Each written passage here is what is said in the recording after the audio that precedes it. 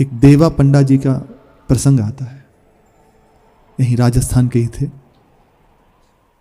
रात्रि के समय नित्य राजा उनसे आता, दर्शन करता, शयन के समय आता, प्रसाद लेता और माला उन्हें राजा को पहनाते हैं पुजारी जी। नित्य का ये उनका नियम था।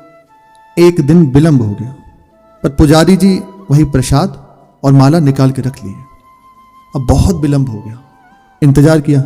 उन्होंने विचार किया कि शायद आज राजा नहीं आएंगे, तो माला स्वयं पहन ली और प्रसाद पाने ही वाले थे कि देखा घोड़े की टाप सुनाई देने लगी। राजा सामने से आ रहा है। अब तो घबरा गए बहुत ज़्यादा हृदय में कि अब क्या करूं, इसे माला देनी है, प्रसाद देना है। तो तत्काल अपनी ही माला उतारी और ऐसे सीधे राजा से मिले, प्रसाद दिया और माला पहनाई। माला को देखा तो उसमें एक सफेद बाल था। उनकी दृष्टि पड़ी। राजा ने कहा कि ये सफेद बाल कैसे? तो विनोद में कहा, क्या प्रभु के बाल सफेद हो गए पुजारी जी? अब वो घबरा गए, वो बहुत घबराए हुए कुछ बोले क्या? तो मुख से निकल गया, हाँ प्रभु के बाल सफेद हो गए। अब इस बात पर गुस्सा आ गई उसे कि आप संभाल कर बोलिए, क्या कह रहे हैं? प्रभु के बाल सफेद हो गए? कई बार पूछा और कई बार के उत्तर में इतना ही कहा कि जी बाल सफेद हो गए प्रभु के। आप अगर आपको विश्वास न हो तो आकर देख लें। उन्होंने कहा कल प्रातकालीन मैं आऊंगा और स्वयं मंदिर मेरे सामने खोला जाए, मैं देखूंगा प्रभु के बाल वाकई में सफेद हो गए कि आप झूठ कह रहे हैं।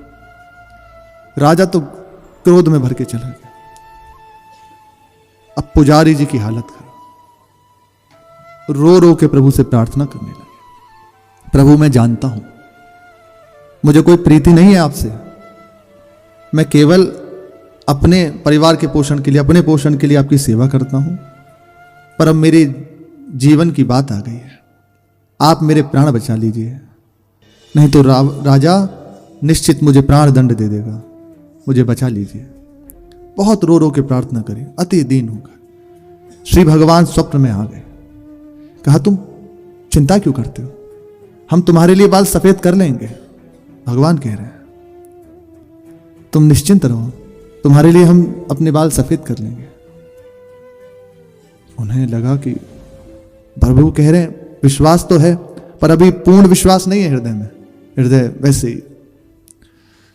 प्रातकालीन हुआ, राजा आया, मंदिर खोला गया, प्रवेश किया अंदर, ज्यों ही पट हटाया तो बाल सफेद, पूरे बाल श्री ठाकुर जी के सफेद। ये भगवान करुणा सिंधु, भक्तों के लिए हर समय तैयार। लेकिन राजा ने विचार किया कि ये पुजारी जी ने नकली बाल लगा दिए हैं। अभी उसे विश्वास नहीं हुआ कि ये असली बाल है, कहीं नकली बाल लगा दिए हैं। और क्रोध में आके ऐसे बाल खींचा, जो ही खींचा तो उसमें से रक्त की बूंद निकली और उसके मुख पर पड़ी। तत्काल बेहोश हो गया।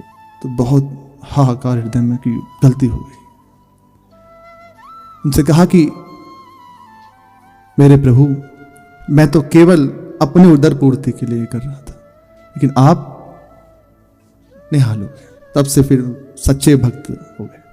मीरा जी कहती हैं ये सच्चे हैं, इन्हें अगर हम मूर्ति मानोगे तो मूर्ति ही रहेंगे, इन्हें दुलार प्यार करो, ये हैं, अनुभव में आ जाएंगे।